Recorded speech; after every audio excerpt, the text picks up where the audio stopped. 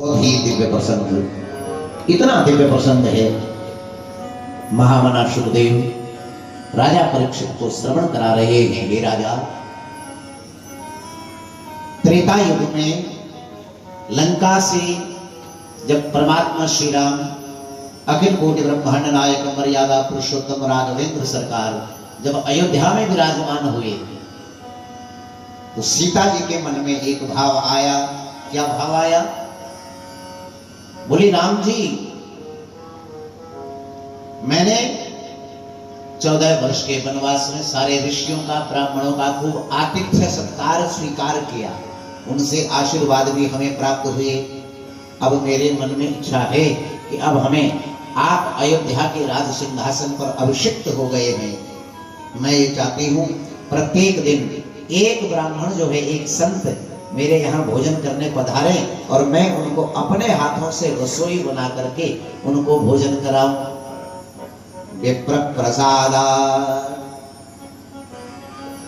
कल कहा था ना, राम जी ने हनुमान जी की ड्यूटी लगा दी, प्रत्येक दिन एक संत भोजन के लिए आना चाहिए।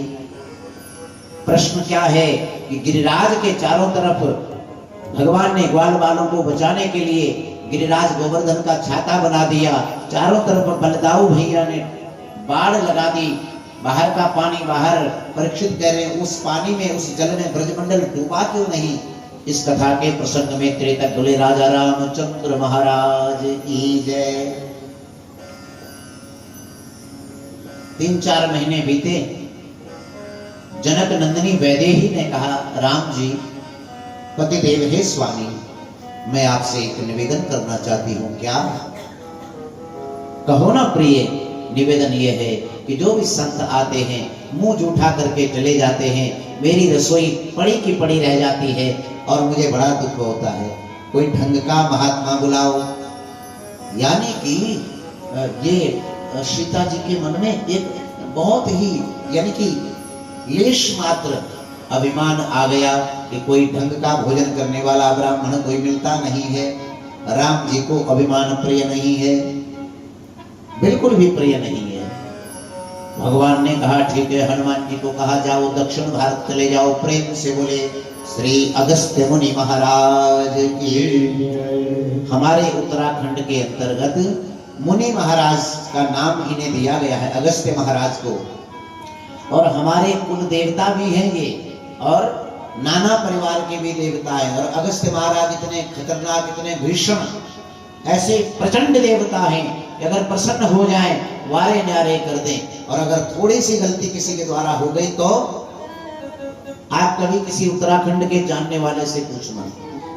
प्रेम से बोले मुनि महाराज की। मुनि महाराज पधारे। हनुमान जी ने कहा, सीताराम जी का बुलावा है, आपको चलना पड़ेगा। मुनि महाराज आए। मुनि महाराज ने आप प्रणाम किया। राम जी ने मुनि महाराज को प्रणाम किया। आसन ग्रहण करो। रसोई बनी। रसोई बनते इतने सुंदर पकवान, अष्ट सिद्धि 9 निधियां वहां आ गई। गणेश जी वहां भोजन पका रहे हैं। अष्ट सिद्धियां 9 निधियां पूरियां बेल रही हैं। महादेव पार्वती भी वहां सेवा में लगे हैं। अब प्रत्यक्ष रूप से देख कोई नहीं रहा है, दिखती केवल सीता जी हैं, क्योंकि सीता जी ही ये समस्त ऐश्वर्यों की स्वामिनी, अखंड लक्ष्मी का जो मूल आधार है, प्रकृति है, वो सीता जी ही है। 18 दिन बीत गए, बाबा भोजन करने से उठते ही नहीं है। अब थोड़ा थोड़ा सा, क्योंकि सीता जी का प्रण है कि मैं अपने ही हाथों से भोजन कराऊंगी, अपने ही हाथों से रसोई सेवा हो रही है। आने जाने में ही सीता जी 18 दिन नॉन स्टॉप, लगातार दिन रात। सीता जी ने कहा, बाबा जी, थोड़ा सा जल वगैरह भी पीते हैं कि नहीं, बीच में मंगाऊं? बोले, बेटा, बीच आए तो सही तो मैं जल पीऊं, अभी तो शुरू भी ढंग से नहीं हुआ। बोलो राधे राधे। 2 महीना बीत गए, 2.5 महीना बीत गए, बाबा जी उठते ही नहीं है। अब तो अयोध्या का राशन भी समाप्त हो गया।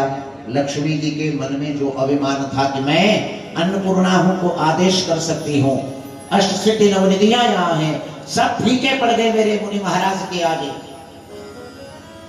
तपश्चर्या में बल होता है। तपस्या के आगे परमात्मा को भी नमन करना पड़ता है। आटा खत्म, राशन खत्म, अष्ट सिद्धियां नवनिधियां सब सो गई, नींद आ गई, कितना जागेंगे। गणेश जी बेचारे उधर लुढ़क गए, उधर खराटे मार रहे हैं, सब देवते देवी देवते सब भाग गए, सो गए। 3 महीने पूरे हुए, सीता जी ने सारे हाथों में आटा ही आटा लगा हुआ है।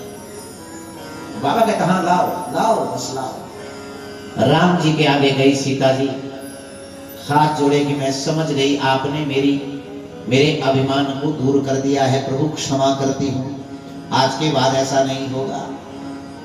सुखदेव जी कहते हैं हे राजा परीक्षित, भगवान बड़े दयालु हैं।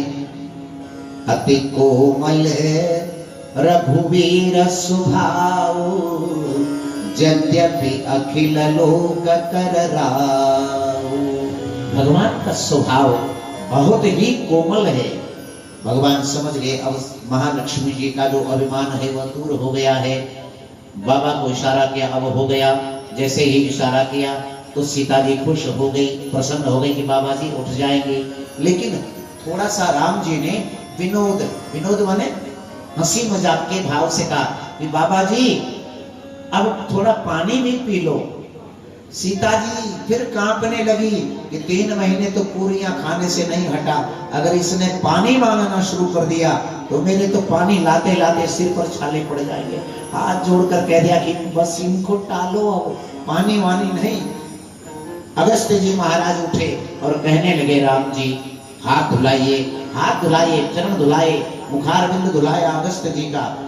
स्वर्ण मंडित पात्रों में दक्षिणा दी गई, गौदान दिया गया। मुनि महाराज की खूब सेवा हुई। मुनि महाराज ने कहा भोजन के बाद जल, तो बोले महाराज त्रेता युग का जल उधार रहा, द्वापर में मैं जब कृष्ण बन के आऊंगा यह इस प्रकार से लीला होगी।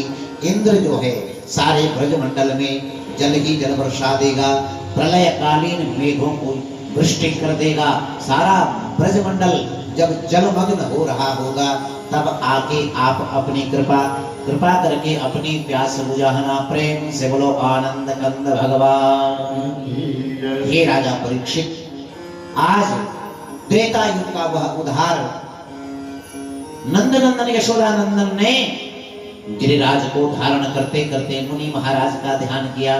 पुनः जयकारा लगाइए प्रेम से बोले अगस्त्य मुनि महाराज की। मुनि महाराज आए हैं बाहर, साक्षात महालक्ष्मी ने कमल का आसन बनाया है। कमल के आसन पर मुनि महाराज विराजे हैं। केवल 3 आचमन में ओम केशवाय नमः स्वाहा, ओम नारायणाय नमः स्वाहा, ओम माधवाय नमः स्वाहा। 3 आचमन करके सारा जल सुखा दिया। इस प्रकार से हरि ओम